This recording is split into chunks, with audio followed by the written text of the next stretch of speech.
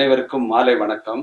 இந்த முதன்மொழி அமைப்பு உருவாவதற்கு காரணமாக இருந்த இளைஞகை அவர்களே, இங்கு சிறப்பு சொற்பொழிவாற்றி வீட்டிற்கும் முன்னாள் அண்ணா பல்கலைக்கழக துணைவேந்தர் திரு டாக்டர் கதிரேசன் அவர்களே, முதன்மொழி அமைப்பின் மற்ற பொறுப்பாளர்களும் உறுப்பினர்களும் அவர்கள் குடும்பத்தினர்களும் அனைவருக்கும் மாலை வணக்கத்தை சொல்லி, எனக்கு தந்த தலைப்பில் எனக்கு தெரிந்த சில விஷயங்களை உங்களில் பகிர்ந்து கொள்வதில் மகிழ்ச்சி அடைகிறேன். கல் தோன்றி மண் தோன்றா காலத்தே தோன்றிய முதல் குடி தமிழ் கொடி என்று சொல்லுவார்கள். இது தவறா சரியா என்று எல்லோருக்கும் ஒரு ஆச்சரியக்குறியாகத்தான் இருக்கும். எனக்கும் அப்படித்தான் இருந்தது. ஆனால் நம் முன்னாள் துணைவேந்தர் டாக்டர் கதிரேசன் அவர்கள் இங்கு சொற்பொழிவாற்றிய பிறகு அந்த டவுட் தீர்ந்து விட்டது. அது முதல் குடி தமிழ் குடி தான் என்று தெரியும். ஏனென்றால் அவர் சொல்லிய அனைத்து எடுத்துக்காட்டுகளும் தமிழ் மொழியில் இருந்து தான் நிறைய விஷயங்கள் இருக்கிறது என்பது உறுதியாகிறது. கண்டிப்பாக முதல் குடி தமிழ் குடியாகத்தான் இருந்திருக்கும். மனிதன் தோன்றிய காலத்திலிருந்தே வளர்ச்சி என்று சொன்னால் முதலில் மொழிதான் வளர்ந்திருக்கிறது. அந்த மொழியில் தமிழ் மொழி நன்றாக வளர்ந்திருக்கிறது. அதன் பிறகுதான் வேளாண்மை வளர்ந்தது. வேளாண்மையில் இருப்பவர்களுக்கு எல்லா விஷயங்களும் தெரியும். அதனால்தான் ப்ரொஃபசர் அவர்களுக்கு அதற்கு முன்னாலும் பின்னாலும் எல்லாமே தெரிகிறது. இப்பொழுது செயற்கை நுண்ணறிவிலே படிக்கிற மாணவர்களுக்கு வேளாண்மை பற்றியும் தெரியாது, மொழியை பற்றியும் தெரியாது. ஆனால் அறிவியல் வேளாண்மையை பற்றி படிப்பவர்களுக்கு முன்னும் பின்னும் நன்றாக தெரியும். நீங்கள் நன்றாக பார்த்தால் இந்த IAS எக்ஸாம்ல நிறைய செலக்ட் ஆகிறவங்கலாம் வேளாண்மை துறையில் தான் இருப்பாங்க. ஏன்னா அவங்களுக்கு பொது அறிவு நிறைய இருக்கும். வேளாண்மை துறையில இருக்கிறவங்களுக்கு எல்லா உலக அறிவு அதிகமாக இருக்கும். அதை நம்ம இப்போது ப்ரொஃபசர் பேசினதுல இருந்தே நமக்கு தெரிஞ்சிருக்கோம். இப்பொழுது எனக்கு கொடுத்த தலைப்பு செயற்கை நுண்ணறிவு தமிழும். செயற்கை நுண்ணறிவுல தமிழ் இருந்திருக்கிறாங்கிறத பற்றி நான் ரொம்ப அலசி பார்த்தேன். சார் சொன்னார் இருக்காருல இருந்து கொஞ்சம் புரிஞ்சுது. செயற்கை ஒரு மனிதன் முதல்ல மொழியில வளர்ந்தது, அடுத்தது வேளாண்மை தான் வந்தது. அதன் பிறகுதான் இன்ஜினியரிங் ஃபீல்டு எல்லாம் வந்தது.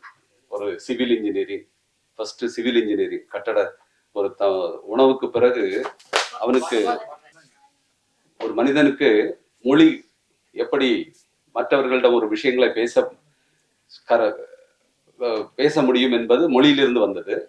அதன் பிறகு உணவுக்காக வேளாண்மை வந்தது. அதன் பிறகு உறைவிடம், அதுல வந்ததுதான் சிவில் இன்ஜினியரிங். சிவில் இன்ஜினியரிங் அடுத்தது மெக்கானிக்கல் இன்ஜினியரிங், ஆட்டோமொபைல்ஸ்லாம் வந்தது.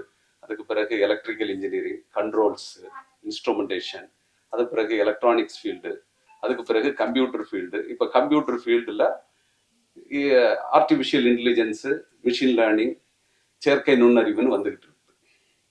இப்போ நீங்கள் எல்லாம் பார்த்தாச்சுன்னா இந்த ஃபீல்டு வளர்ச்சி, அக்ரிகல்ச்சருக்கு பிறகு இன்ஜினியரிங் வளர்ச்சியை பார்த்தானா சிவில் இன்ஜினியரிங், மெக்கானிக்கல் இன்ஜினியரிங், இதில் உள்ள எல்லா துறைகளும் ஒரு மனிதனுடைய உடம்புலயே எல்லாமே இருக்கு. அதுதான் வெளியில வருது.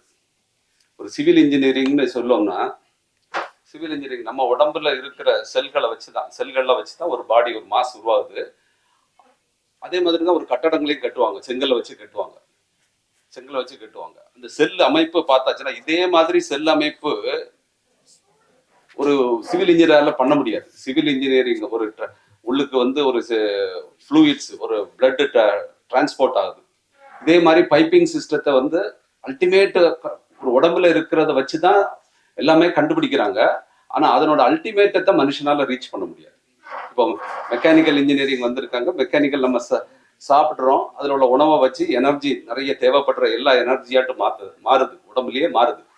கேட்கறதுக்கு கொஞ்சம் எனர்ஜி தேவை, பார்க்கறதுக்கு கொஞ்சம் எனர்ஜி தேவை, நம்ம வேலை செய்யறதுக்கு எனர்ஜி தேவை. எல்லாமே நம்ம உடம்புல நம்ம சாப்பிட்ற உணவுல இருந்து எனர்ஜியா கன்வெர்ட் ஆகி பண்ணுது. அதைத்தான் மெக்கானிக்கல் இன்ஜினியரிங்ல ஐசி இன்ஜின் எல்லாம், பவர் பிளான்ட்ல எல்லாம் எனர்ஜியாட்டு ஃபியூவல்ல உள்ள எனர்ஜியை வச்சு கன்வெர்ட் பண்ணி எனர்ஜியா கொண்டு வராங்க.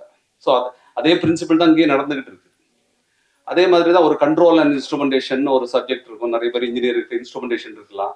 நம்ம உடம்புல இருக்கிற இன்ஸ்ட்ருமெண்டேஷன் அதே மாதிரி அல்டிமேட்டா யாருமே பண்ண முடியாது. இப்போ நான் அப்படி வச்சுட்டு ஒரு கல்லை அப்படி இறஞ்சி இப்படி தூக்கி போட்டோம்னா உடனே சென்ஸ் இதை தடுக்கணும்னு அப்படியே டக்குன்னு இமிடியேட்டா வருது. அதே மாதிரி இப்போ நம்ம ஒரு விண்டர் சீசன் இருக்கு, டெல்லியில நம்ம பைக்கை ரைட் பண்ணிட்டு இருக்கிறோம்.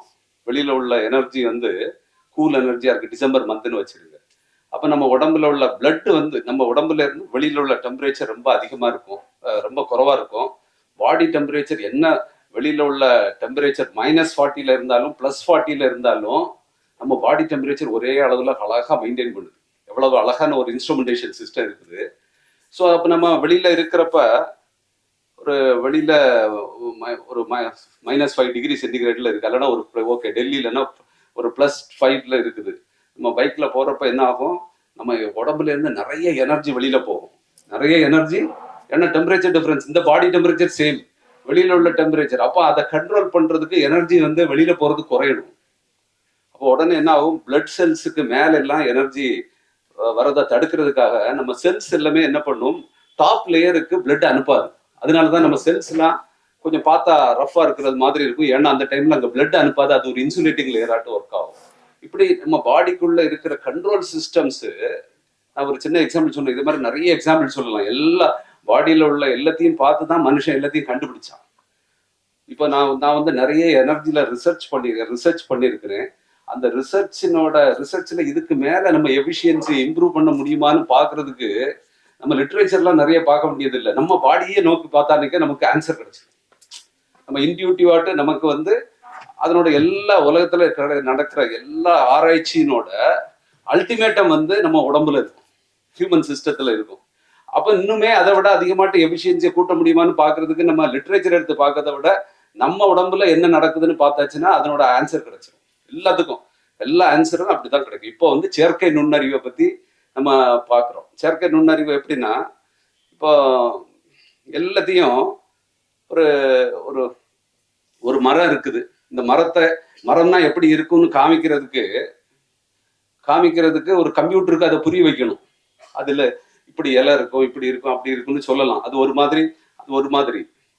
ஆனா ஒரு 1000 இமேஜை கொண்டு அதுக்கு காமிச்சிட்டு இதுதான் மரம்னு சொல்லியாச்சுன்னா அதுக்கு அது புரிஞ்சிருக்கு. இப்ப நம்ம அதை வந்து ஒரு மசில் மெமரின்னு சொல்லுவாங்க. நம்ம இப்போ வந்து நான் வீட்டுல இருந்து அண்ணா யூனிவர்சிட்டில இருந்து பெசன் நகருக்கு நான் டெய்லி கார்ல போயிட்டு இருக்கிறப்ப சில டைம்ல நான் ரொம்ப ரிசர்ச்ல ஏதோ இந்த இதாட்டி ஆகி கார்ல ஏறி உட்கார்ந்தா நான் நேராக வீட்டுல போய் நின்றுவேன். ஆனா இடையில என்ன நடந்ததுன்னு தெரியாது. இல்ல, இடையில என்ன நடந்ததே தெரியாது. நம்ம அது பாட்டுக்கு கார் போயிடும், நம்ம ஏறி உட்காருவோம், அங்க போயிடும். இதெல்லாம் என்னது, நம்ம டேட்டா டெய்லி மசில் மெமரியில ஸ்டோர் ஆகுது. அது வந்து அப்படியே நம்மளை கூட்டிட்டு போய் தள்ளிடுது. இதை பார்த்துதான் அவன் ஆர்டிபிஷியல் இன்டெலிஜென்ஸை கண்டுபிடிச்சான். ஆர்டிபிஷியல் இன்டெலிஜென்ஸ்ன்னு எப்படி கண்டுபிடிச்சான்னா, நமக்கு தெரியாமல் இப்போ நம்ம டெய்லி கந்த சஷ்டி கவசம் சொல்றோம், அதனோட பொருள்லாம் புரியாது, ஆனா அதை ஆரம்பிச்சா முடிச்சிருவாங்கல்ல, டெய்லி சொல்லியாச்சு. அப்போ அது ஒரு மெமரியில இருக்குது, டெய்லி அந்த டேட்டா போறப்ப அது வந்துருது. கந்த சஷ்டி கவசம் சொல்லும் போது இடையில யாராவது பேசியாச்சுன்னா திருப்பி உடனே வராது, அது 2 லைனுக்கு முன்னாடில இருந்து சொல்லி பார்த்தா அது வந்துடும். அப்படிதான் இருக்கும். அதே மாதிரி அது ஒரு மெமரி, அது ஒரு வேற டைப் ஆஃப், அது மசில் மெமரின்னு சொல்லுவாங்க. அது திங்க் பண்ணி யோசிக்கிறது இல்ல, அதுக்கு நிறைய தடவை அது ரிப்பீட்டடா பண்றதுனால அதுக்கு தெரிஞ்சிருது. இந்த இது நம்ம மைண்ட்ல இருக்கிறனால தான் ஓஹோ இப்படி ஒரு இன்டெலிஜென்ஸை கிரியேட் பண்ணிடலாம்னு மனுஷன் கண்டுபிடிச்சுதான் ஆர்டிபிஷியல் இன்டெலிஜென்ஸே கண்டுபிடிச்சான். ஆர்டிபிஷியல் இன்டெலிஜென்ஸ்னு உள்ளது இதே மாதிரி உள்ள ரிப்பீட்டட் டேட்டா வச்சு நிறைய டேட்டா ட்ரிவன் நாட்டு கொடுத்தாச்சுன்னா அது ஒரு மிஷினுக்கு நம்ம அதை புரிய வச்சிடலாம். ஸோ உங்களுக்கு இப்போ செயற்கை நுண்ணறிவுனா எப்படி வந்திருக்குன்னு புரிஞ்சிருக்கும். ஒரு நிறைய நடக்கக்கூடிய டேட்டாவை நம்ம அதில் கொடுத்து நம்ம எதை கொண்டு வரணுமோ அதை கொண்டு வந்துடலாம். இப்போ நான் அடிக்கடி யோசிப்பேன், எப்படின்னா வீட்டிலேருந்து புறப்பட்டு கூகுள் மேப்பை எங்கே போகணும்னு சொன்னோன்னா லொக்கேஷன் அனுப்புங்க, கூகுள் மேப்பை போட்டு அதெல்லாம் ஆர்டிஃபிஷியல் இன்டெலிஜென்ஸில் எல்லாம் கிரியேட் பண்ணிடுறாங்க. இந்த கூகுள் மேப் மட்டும் இப்போ இல்லைன்னா எல்லாம் டிராஃபிக் ஜாம் ஆகி இருக்கும், ஒரு வழியை கண்டுபிடிக்கிறது சுற்றிக்கிட்டே இருப்பாங்க. இவ்வளவு டிராஃபிக், இப்போ நீடு இவ்வளவு தூரம் வந்திருக்கிறதுல கூகுள் மேப் வந்ததுனால டிராஃபிக் ஜாம் கம்மியாக இருக்கு. அல்லனா எல்லாரும் ரோட்ல மாத்தி சுத்திக்கிட்டு இருப்பாங்க. அதுலயும் இந்த பிரிட்ஜஸ், சிட்டில போடுற பிரிட்ஜஸ், இதெல்லாம் அதுக்கு இப்பவே 2 கிலோமீட்டர் சில டைம்ல சுத்த வேண்டிய இருக்குது. இந்த கூகுள் மேப் இல்லாம இருந்தாச்சுன்னா, கூகுள் மேப் எல்லாமே ஆர்டிபிஷியல் இன்டெலிஜென்ஸை யூஸ் பண்ணி தான் எல்லாமே. இப்ப நம்ம போன்ல இப்ப நம்ம ஒரே ஒரு ஒரே ஒரு தடவை நம்ம எங்க போகணும்னு பார்த்தாச்சுன்னா போதும், அடுத்த அட்வர்டைஸ்மெண்ட் எல்லாம் அந்த சைடில் உள்ள ஹோட்டல்ஸா வருது இல்ல. அந்த சைடில் உள்ள ஹோட்டல்ஸ் எல்லாத்தையும் நமக்கு காமிச்சிருவாங்க. அதுக்கு தெரியுது இவருக்கு இந்த இடத்துக்கு போனானுக்கு அங்க ஒரு தங்குறதுக்கு இடம் தேவைப்படும், அப்ப நம்ம ஹோட்டல்ஸ் அட்வர்டைஸ்மெண்ட் கொடுத்துடலாம். ஸோ நம்ம ஒரு பையனை பத்தி நல்லா தெரிஞ்சுக்கணும்னா அவனோட போனை ஓபன் பண்ணிட்டு நம்ம என்னெல்லாம் அவனுக்கு வருதுன்னு பார்த்தாச்சுன்னா அவனை பத்தி தெரிஞ்சுக்கலாம். என்ன மாதிரி எதெல்லாம் அவனுக்கு வருதுன்னு சொல்லிட்டு ஒரு ஆளுக்குள்ள போனை வாங்கியாச்சுன்னா இப்ப நம்ம அவனோட ஃபுல் சரித்திரத்தையே தெரிஞ்சுக்கலாம். போனை கூட உன்னை பற்றி சொல்றேன்னு சொல்லிடலாம். ஏன்னா அதுக்கு கம்ப்யூட்டருக்கு எல்லாம் அந்த போனுக்கு எல்லாம் புரிஞ்சு போயிடுது, இவன் யாரு, இவனுக்கு என்ன வேணும், இவனோட தேவைகள் எல்லாம் புரிஞ்சு போயிடுது. அதை திறந்த உடனே அந்த அட்வர்டைஸ்மெண்ட் தான் வருது. இது எல்லாமே ஆர்டிபிஷியல் இன்டெலிஜென்ஸ்னால நடக்குது. ஸோ ஆர்டிபிஷியல் இன்டெலிஜென்ஸுங்கிறது எப்படின்னா ரிப்பீட்டடா நடக்கக்கூடியத ஒரு டேட்டாவாட்டு மாத்தி அந்த டேட்டாவை நம்ம கம்ப்யூட்டருக்கு கொடுத்தாச்சுன்னா அந்த டேட்டா இப்போ இந்த டேட்டான்னு சொல்றது, டேட்டா இப்போ நிறைய டேட்டா சொசைட்டில இருந்து கிடைக்கும். நிறைய ஒரு இன்ஜினியரிங் ஆஸ்பெக்ட்ஸ்ல பார்த்தாச்சுன்னா அந்த டேட்டா முன்னாடிலாம் நாங்க இன்ஜினியர்ஸ் தான் நிறைய பேர் இருக்கிறீங்க, மெஷர்மெண்ட் அண்ட் கண்ட்ரோல்னு படிப்போம். நிறைய மெஷர்மெண்ட் எடுத்து அந்த மெஷர்மெண்ட்ல இருந்து நம்ம முன்னாடிலாம் ஒரு சென்ஸ் பண்ணணும்னு நினைக்க ஒரு இன்ஸ்ட்ருமெண்ட், ஒரு சென்சார், ஒரு 10 சென்சாரை வைப்போம், ஒரு 10 டேட்டா தான் கிடைக்கும். ஆனா இப்போ என்ன பண்றது, இந்த IoT internet of things concept, பிறகு 5G கம்யூனிகேஷன், இன்டர்நெட் ஆஃப் திங்ஸ்ல 1,00,000 டேட்டாவை எடுக்க முடியும். எக்ஸ்பெரிமெண்டல் டேட்டாவே இந்தியாவில் உள்ள எல்லா வீட்லையும் மீட்டர்ல எலக்ட்ரிசிட்டி மீட்டர்ல ஒரு டேட்டாவை எடுக்க முடியும். அதை வச்சுட்டு நிறைய ப்ரிடிக்ட் பண்ண முடியும். ஸோ அந்த டேட்டாவை எடுத்துட்டு 5G கம்யூனிகேஷன் நல்லா வளர்ந்துருச்சு. ஸோ முன்னாடிலாம் ஒரு 10 டேட்டாவை டிரான்ஸ்ஃபர் பண்ணா கஷ்டம். இப்போ 5G கம்யூனிகேஷன் வளர்ந்ததுனால லேக்ஸ் ஆஃப் டேட்டாவை உங்களால டிரான்ஸ்ஃபர் பண்ண முடியும். ஸோ அதனால தான் ஆர்டிஃபிஷியல் இன்டெலிஜென்ஸ் ஒரு டெக்னாலஜி வளர்ந்து கடைசி இந்த டெக்னாலஜி வளருதுன்னா அதுக்கு ஒரு ஐஓடி கான்செப்ட் வளர்ந்துருக்கணும், கம்யூனிகேஷன் இது வளர்ந்துருக்கணும். ஸோ அந்த ஃபீல்டெல்லாம் வளர்ந்து முடிஞ்சிச்சு. 5G communication, fast communication. இப்போதைக்கு இன்னும் டேட்டா நிறைய, இப்போ கம்ப்யூட்டரோட பவர் கூட நம்ம நார்மல் கம்ப்யூட்டருக்கு உள்ள பவரை விட இனிமேல் 1000 டைம்ஸ் மல்டிப்ளை ஆகும் குவாண்டம் கம்ப்யூட்டிங்னு வரப்போகுது. ஸோ இந்த மாதிரி வர்றப்ப டேட்டா ட்ரிவன் அப்ரோச்னு டேட்டாவை வச்சு என்ன வேணா பண்ணலாம். டேட்டா எல்லா டேட்டா. நான் கூட இந்த முன்னாடிலாம் எனக்கு கொஞ்சம் அஸ்ட்ராலஜி தெரியும். அஸ்ட்ராலஜியை எல்லாரும் சொல்லியாச்சுன்னா அதை சீடோ சயின்ஸ்ன்னு சொல்லுவாங்க. ஏன்னா அதுக்கு உண்மையை அதை நிரூபிக்க முடியாது, அதனால. ஆனா இப்போ எல்லாரும் இப்போ நான் பார்க்குறேன், நான் அஸ்ட்ராலஜி நிறைய பேர் அஸ்ட்ராலஜி சொல்றதை பார்க்குறேன். இந்த பொலிட்டிக்கல் நியூஸ் போட்டாச்சுன்னா அதுக்கு நிறைய வியூஸ் வரும். அதுக்கு அடுத்தால வர்றது இப்போ அஸ்ட்ராலஜி நியூஸ்க்கு தான் நிறைய வரும். ஸோ நிறைய பேருக்கு அதுக்கு மேல பிலீஃப் இருக்கு, ஆனா அதை ஒத்துக்க மாட்டேங்கிறாங்க, சயின்ஸ்ன்னு ஒத்துக்க மாட்டேங்கிறாங்க. ஆனா இன்னும் கொஞ்ச காலத்துல பாருங்க, அது டேட்டாவை வச்சுட்டு ப்ரூவ் பண்ணிடுவாங்க அது ஒரு சயின்ஸ். கண்டிப்பா ப்ரூவ் பண்ணிடுவாங்க அதுல ஒரு சயின்ஸ் இருக்குன்னு கண்டிப்பா நிரூபணம் ஆயிடும். ஏன்னா எனக்கே அது புரியுது. எனக்கு நிறைய இது ஏன் நடக்குதுன்னு பார்த்தாச்சுன்னா அதுல ஒரு டேட்டாவை வச்சுட்டு நம்ம டேட்டாவை வச்சுட்டே சயின்ஸை ப்ரூவ் பண்ண முடியும். டேட்டாவை வச்சுட்டு தான் டேட்டா வச்சுதான் எல்லா சயின்ஸ். இனிமேல் உள்ள ஸ்டூடெண்ட்ஸுக்கு எல்லாருக்குமே ஃபண்டமெண்டல் சயின்ஸ் தெரியாம அதுக்கு மேல உள்ள டேட்டாவே புரிய ஆரம்பிச்சு, டேட்டா வச்சு என்ன நடக்குதுன்னு தெரியும். அப்போ ஃபண்டமெண்டல் சயின்ஸ் மறந்து போயிடும். இப்போ தனசேகரன் அவர்களும் அவங்க பேசும்போது சில பழக்க வழக்கங்கள் மூட பழக்க வழக்கங்களா இருந்தது, அதெல்லாம் மறையணும்னு சொன்னாங்க. ஆனா எனக்கு என்ன உடன்பாடுன்னா, இந்த பழக்க வழக்கங்களுக்கு எல்லாத்துக்கும் பின்னாடி ஒரு சயின்ஸ் இருக்கும். அந்த சயின்ஸை கண்டுபிடிக்கிறதுக்கு நம்ம ட்ரை பண்ணாருக்க அதுக்கு கிடைச்சிடும். எல்லா பழக்க வழக்கங்களுக்கும் பின்னாடியும் ஒரு சயின்ஸ் இருக்கும். அந்த சயின்ஸை நம்ம கண்டுபிடிக்க, இதை மூட பழக்க வழக்கங்கள்னு சொல்லாம அதுல என்ன சயின்ஸ் இருக்குன்னு கண்டுபிடிச்சா கண்டிப்பா அது ஏன்னு சொல்றேன்னா, இப்போ ஒரு மல்டிப்ளிகேஷன் எல்லாம் பண்ணணும்னு நினைக்க நம்ம அந்த காலத்துல கடன்னு வந்துடும். இப்போ கால்குலேட்டர் யூஸ் பண்ண பிறகு மல்டிப்ளிகேஷன் தெரியாம போச்சு. இனிமேல் டேட்டா ட்ரிவன் அப்ரோச் எல்லாம் வந்த பிறகு ஃபண்டமெண்டல் பிசிக்கல் சயின்ஸ் யாருக்குமே தெரியாம போயிடும், எல்லாமே டேட்டாவாட்டு மாறிடும். அப்ப அதுக்கு பிறகு சயின்ஸா கூட நம்ப மாட்டாங்க, எல்லாம் டேட்டான்னு சொல்லுவாங்க. புரியுதுல? அதே மாதிரிதான் பழக்க வழக்கங்கள் எப்படி வந்ததுன்னா, ஒருத்தர் இப்ப நம்ம தமிழ் குடி முதல் குடின்னு சொல்லுவாங்கல்ல, அதுல உள்ள பெரிய முனிவர்களுக்கு அவங்களுக்கு எல்லாமே தெரியும், உலகத்துல ஏன் நடக்குது, யூனிவர்ஸ்ல ஏன் நடக்குதுன்னு. ஆனா அதை ஒரு சாதாரண மனிதன் படிப்பறிவு இல்லாதவங்களுக்கு எப்படி சொல்லணும்னா அதை ஒரு பழக்கமாட்டு சொல்லியிருப்பாங்க. அந்த காலகட்டத்துல அந்த ஃபண்டமெண்டலா உள்ள ஒரு போயிட்டாரு. அவருக்குள்ள நாலேஜ் யாருக்கும் இல்லாம ஆயிடுச்சு. அதனால இப்ப இனிமேல் வந்து நம்ம வந்து அறிவு அதிகமா இருக்கிறவங்க திங்க் பண்ண ஆரம்பிச்சாச்சுன்னா, இப்ப செயற்கை நுண்ணறிவுல இருந்து உள்ள சயின்டிஸ்ட்ல இருந்து அடுத்தல எலக்ட்ரானிக்ஸ் இன்ஜினியர், அடுத்தது electrical engineer, control and instrumentation engineer, அதுக்கடுத்த மெக்கானிக்கல் இன்ஜினியர், அடுத்தது சிவில் இன்ஜினியர், அக்ரிகல்ச்சர் இன்ஜினியர், ஒரு மொழியில நல்ல நாலேஜ் உள்ளவங்க எல்லாரும் சேர்ந்து ஏதாவது பண்ணியாச்சுன்னா எல்லாத்தையும் கனெக்ட் பண்ணிடலாம். மொழியில இருந்து இப்ப வரக்கூடியது எல்லாத்தையும் எல்லாரும் சேர்ந்து உட்கார்ந்து ஆராய்ச்சி செய்ய ஆரம்பிச்சா எல்லா பழக்க வழக்கங்களுக்கும் ரீசன் தெரிஞ்சிடும். கண்டிப்பா அதர்வைஸ் கண்டுபிடிக்க முடியாது நம்ம இந்த பழக்க வழக்கங்களை நம்ம. ஆனா அதுல வந்து அதுல முதன்மையா இருக்க வேண்டிய ஆளுங்க தமிழ் மக்கள். ஏன்னா தமிழ் மொழி முதன்மொழி. தமிழ் மொழியில அதுல நிறைய இருக்கும். தமிழ் மொழி முதன்மொழி, அதுல எல்லா விஷயங்களும் கண்டிப்பா இருக்கும். ஆனா தமிழ் மொழியில உள்ளவங்க தமிழ் மொழி வந்து இந்த கடந்த 200 வருஷங்கள் தான் டெக்னாலஜில பெரிய ரெவல்யூஷன் வந்தது. ஆனா அந்த டைம்ல பார்த்து நம்ம நாடு வந்து ஒரு அடிமை நாடா இருந்தது கொஞ்ச நாள். அதுக்கு பிறகும் நம்ம நாட்டுல வந்து இப்பதான் வளர்ச்சி வந்துகிட்டு இருக்கு. இந்த 200 வருஷம் 300 வருஷம் சொல்ற டைம் பீரியட்ல தமிழ் மொழிக்கு வளர்ச்சி இல்லாம ஆயிடுச்சு. அதனாலதான் நம்ம எல்லாத்தையும் இப்ப அந்த டைம்ல வந்து ஜாப்பனீஸ் இப்ப கடந்த ஒரு 75 வருஷப்பாட்டு ஜாப்பனீஸ், ஜெர்மன்ஸ் எல்லாரும் அவங்க மொழியில எல்லாத்தையும் பண்றதுனால அவங்க அட்வான்ஸ்டா இருக்கிறாங்க.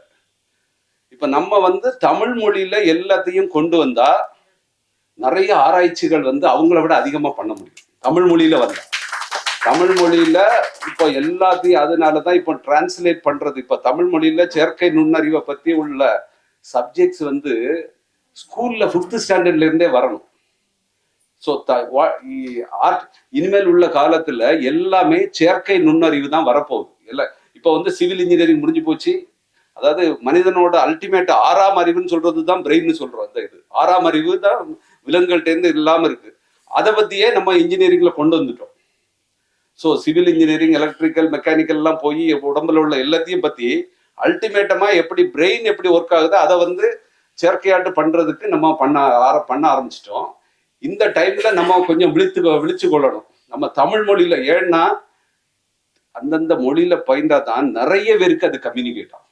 இப்போ நம்ம வந்து இங்கிலீஷ்ல மட்டும் இருந்தாச்சுன்னா என்ன ஆயிடும், ஒரு 5% ஆஃப் தமிழ் பாப்புலேஷன் தெரிஞ்சாச்சுன்னா 95% ஒன்றும் இல்லாம ஆயிடுவாங்க. ஒரு இனிமேல் உள்ள காலத்துல செயற்கை நுண்ணறிவு ஃபாஸ்டா வளர்றதுனால புவர் ரிச் கேப் வந்து இன்னும் அதிகமாயிட்டே போகும். இன்னும் நிறைய பேருக்கு ஒரு ஆப்டிமிஸ்டிக்காக சிலவங்க இருக்கிறாங்க, பெசிமிஸ்டிக்காக இருக்காங்க. அதாவது இந்த ஆர்டிபிஷியல் இன்டெலிஜென்ஸ் வளர்றதுனால சொசைட்டில நல்லதா கெட்டதாங்கிறது ஒரு பெரிய டிபேட்டிங்கா இருக்கு. அதுல கண்டிப்பா நல்லது இருக்கு, கெட்டது இருக்குது. நல்லது நிறைய இருக்கு, டெக்னாலஜி ரெவல்யூஷன் நல்லா நடக்கும். ஆனா அதை எல்லாருக்கும் ஒரு இன்க்ளூசிவ் க்ரோத் இல்லாம ஆச்சுன்னா அதனோட நெகட்டிவ் எஃபெக்ட் ரொம்ப அதிகமாயிடும். இப்போ சொசைட்டில எல்லாரையும் சேர்த்து வளர்க்கலன்னா என்ன ஆயிடும், ஒரு ஆப்பை எப்படி யூஸ் பண்ணணும்னு தெரியலன்னா அவங்களால ஒரு ஏர்னிங்ஸே பண்ண முடியாது. இப்போ கம்ப்யூட்டர் வளர்ந்த பிறகு அதை யூஸ் பண்ணி ஒரு ஆர்டிபிஷியல் இன்டெலிஜென்ஸை பண்ணி நிறைய பிசினஸ் பண்றவங்க எல்லாம் ஒரு வருஷத்துல பில்லியனர் ட்ரில்லியனர் ஆயிடுறாங்க ஒரே வருஷத்துல. இப்போ எனக்கு நான் ஒன்று ஏர்பிஎன்னு ஒண்ணு இருக்கு. அவன் அங்க இருந்துகிட்டு உலகத்தில் உள்ள எல்லா வீடுகளையும் அவன் கண்ட்ரோல் பண்ணிட்டு இருக்கான். எல்லா வீடுகளுக்கும் அவனுக்கு ரெண்டு கொடுக்குற, அவனுக்கு வாடகை போறதுல அவனுக்கு ஒரு ஷேர் போயிட்டு இருக்கு. இவ்வளவு பெரிய பிசினஸ் ஒரு சின்ன விஷயத்தை வச்சு கண்டுபிடிச்சு பண்ணிக்கிட்டு இருக்கிறான். ஸோ அதே மாதிரி இப்போ அதே பிசினஸ் தமிழ்நாட்டில் உள்ள மக்கள் அவங்களுக்கு கொடுக்காம வேற தமிழ்ல உள்ளவங்க நல்ல நாலேஜபிளா இருந்தா அவங்களுக்குள்ள தமிழ்நாட்டில் ஈஸியா பண்ணலாம். அவங்கள விட அழகா லோக்கலைஸ். அந்த மாதிரி இன்டர்நேஷனல் லெவல்ல நடக்கிற ஆர்டிபிஷியல் இன்டெலிஜென்ஸை யூஸ் பண்ணி நடக்கிற பிசினஸ் எல்லாம் அப்படின்னா என்ன, கண்ட்ரினோட எல்லா வெல்த்தும் அங்க ஒரு ஆளுக்கு போயிட்டு இருக்கு. ஸோ அதை லோக்கலைஸ் பண்ணி அதே ஆர்டிபிஷியல் இன்டெலிஜென்ஸை தமிழ்நாட்டுக்குள்ள பண்ணியாச்சுன்னா அந்த படம் தமிழ்நாட்டுல இருந்து வேஸ்ட் ஆகாது.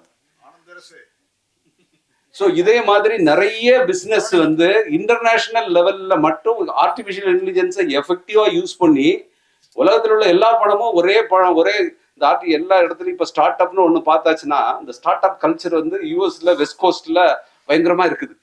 வெஸ்ட் கோஸ்ட்ல அந்த சான் பிரான்சிஸ்கோ, கலிபோர்னியா ஏரியாக்குள்ள தான் புது பிசினஸ். சிலிகான் வேலியில இந்த கம்ப்யூட்டர் ரெவல்யூஷன் நடந்ததுனால அதை பேஸ் பண்ணி நடந்த ரெவல்யூஷன்ஸ் வந்து நிறைய நடந்துகிட்டு இருக்கு.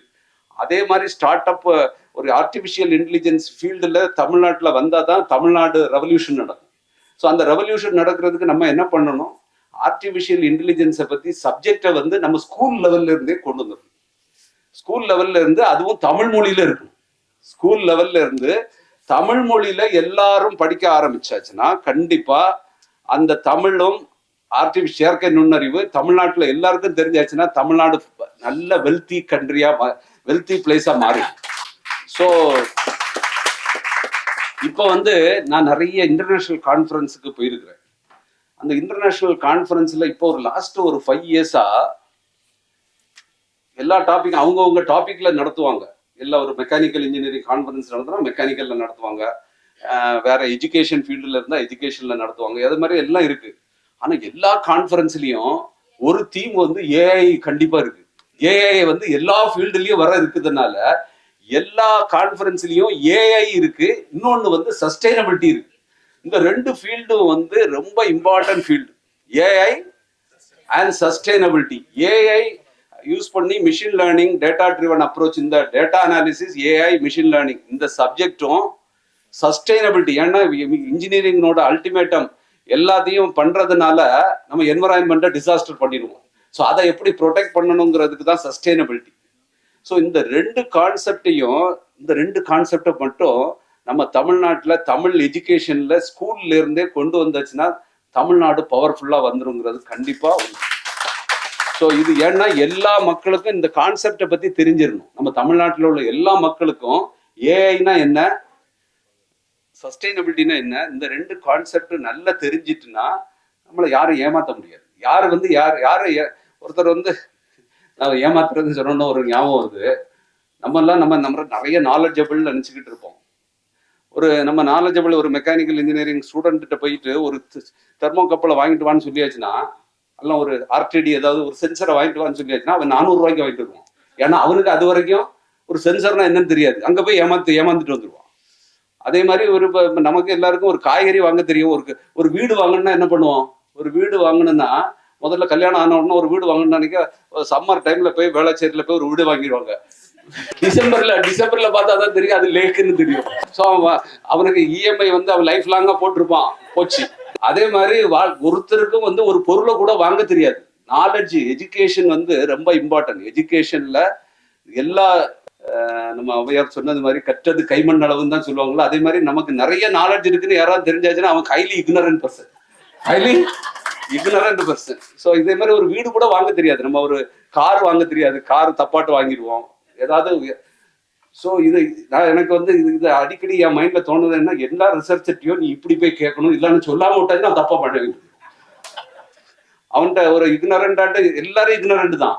நம்ம உன்னை வாங்க சொல்லியாச்சுன்னா அவன் போய் வாங்கிட்டு வந்தாச்சுன்னா, ஏன்னா அதுக்கு நம்ம தான் ரெஸ்பான்சிபிலிட்டி, அந்த பில்லை நம்ம பாஸ் பண்ணணும். ஸோ அவன் தப்பாட்டு வாங்கிட்டு வந்துடுவான்.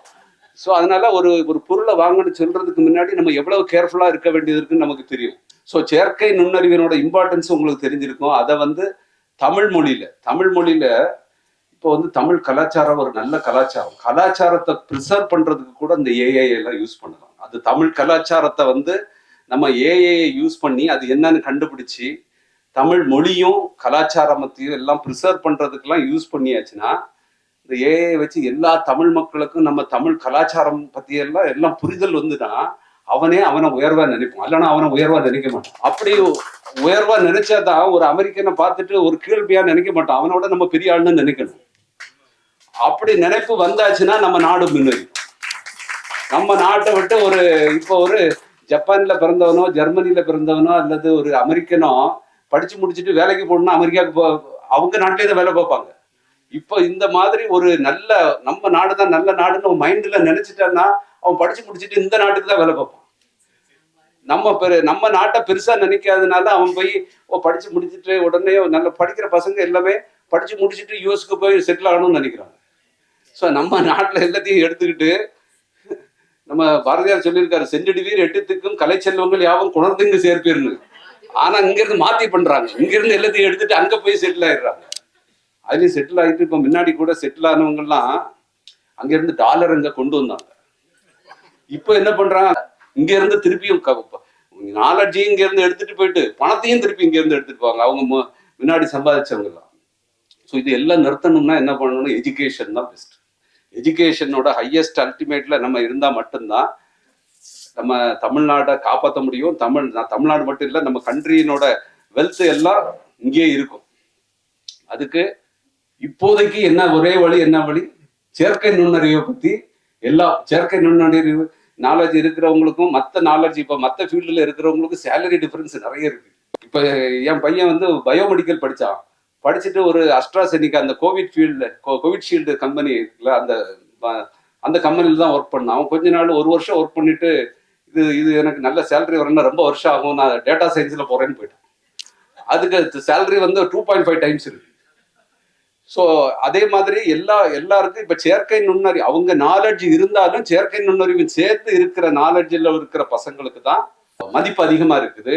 அதனால நம்ம ஸ்கூல் லெவலில் சின்ன வயசுல இருந்தே அதெல்லாம் ரொம்ப அந்த பசங்களுக்கு செயற்கை நுண்ணறிவுனா என்னன்னு தெரிஞ்சுட்டா அதுக்கு பிறகு வாட்டர்னு தெரியணும், அடுத்தது ஒய்ன்னு கேட்கணும். சார் சொன்ன மாதிரி ஒய்ன்னு கேட்கணும், அடுத்தது ஹவுன்னு கேட்கணும், அதுக்கு பிறகு அதை பற்றி இன்டர்பிரட் பண்ண தெரியணும். அப்போதான் அவனுக்கு அல்டிமேட்டாக எல்லாம் வரும். ஒரு இதை பற்றி அப்போ சின்ன வயசுலயே நம்ம வாட்டர்னு சொல்லி கொடுத்துட்டோம்னா அவன் சின்ன வயசுல மட்டும்தான் எல்லாம் படிக்க முடியும். 25 வயசுக்கு மேலே படிக்கிற தரம் வந்து ரொம்ப குறைஞ்சு போயிடும். ஒரு 25 வயசு வரைக்கும் தான், அதுலேயும் ஒரு 10 வயசு வரைக்கும் தான் நிறைய மொழிகளை கற்றுக்க முடியும். அதுக்கு பிறகு சயின்ஸ் எல்லாம் புரியும். ஸோ அந்த சமயத்தில் இப்போதைக்கு உள்ள டெக்னாலஜி என்னங்கிறத அவங்களுக்கு சொல்லி கொடுத்துட்டா, வாட்டர்னு சொல்லி கொடுத்துட்டா அவனோட மைண்ட் வந்து அடிக்கடி ஒய்ன்னு திங்க் பண்ணும். அதுக்கு பிறகு ஹவுன்னு அவன் அப்ளிகேஷனில் நிறைய அவன் வந்து இன்ஜினியரிங் முடிக்கிற டைமில் தான் ஆர்டிஃபிஷியல் இன்டெலிஜென்ஸை சொல்லி கொடுத்தா யூஸ் கிடையாது. எல்லாமே ஸ்கூல்ல இருந்தே அவன் என்னன்னு திங்க் பண்ண ஆரம்பிக்கணும். இப்போ நம்ம யூஸ் பண்ணுற எல்லாத்துலேயும் ஆர்டிஃபிஷியல் இன்டெலிஜென்ஸ் இருக்குது. ஆனால் இன்னும் தமிழர்களுக்கு அது தெரியலன்னா என்ன ஆகும், நம்ம பணம் எல்லாம் கஷ்டப்பட்டு சம்பாதிக்கிற பணம் எல்லாம் ஸ்மார்ட்டாக சம்பாதிக்கிற இடங்களுக்கு போயிட்டே இருக்கு. நம்மளும் ஸ்மார்ட்டாக இருக்கணும். ஸோ அதுக்கு எனக்கோட ஒரே ஒரு இது என்னன்னா, உங்களுக்கு முடிஞ்ச அளவுக்கு நீங்கள் இருக்கிற இடங்கள்ல ஸ்கூலில் எல்லா இடத்துலையும் இந்த ஆர்டிஃபிஷியல் இன்டெலிஜென்ஸை பற்றி உள்ள படிப்பை வந்து ஒரு 5th ஸ்டாண்டர்ட்ல இருந்தே கொண்டு வந்தாச்சுன்னா தான் இந்த ஃபீல்டு வந்து சக்ஸஸாக, அதுவும் தமிழ் மொழியில இருக்கணுங்கிறது இம்பார்ட்டன்ட்டு. தமிழ் மொழியில கற்றுக்கிட்டான்னா அந்த ஒன்னையே வந்து நம்ம தமிழ்நாடை பவர்ஃபுல்லாக மாற்றும். இவ்வளவு தமிழ் குடி முதல் குடின்னு சொல்கிறோம்ல, இதுல மக்கள் போயாச்சுன்னா எல்லா சயின்ஸுக்கும் சார் டாக்டர் கதிரேசன் சார் அழகா சொன்னாரு. அவர் கண்டுபிடிக்கிற எல்லாத்தையும் அவர் சயின்ஸ்ல இலக்கியத்துல இருந்தே பாக்குறாரு. எல்லாத்திலையும் இலக்கிய கண்ணோட்டத்துல பார்த்தா அதுக்கு ஆன்சர் இருக்கு. அதனால தமிழ் மொழியை நோக்கி போயாச்சுனாலும் எல்லாரும் சேர்ந்து ஒரு டிரான்ஸ் டிசிப்ளினரி ரிசர்ச், ஆர்டிஃபிஷியல் இன்டெலிஜென்ஸ்ல இருந்து தமிழ் மொழி வரைக்கும் உள்ளவங்க எல்லாரும் சேர்ந்து ஒரு ரிசர்ச் பண்ணியாச்சுன்னா நம்ம உலகுக்கு இன்னும் நிறைய விஷயங்களை சொல்ல முடியும்.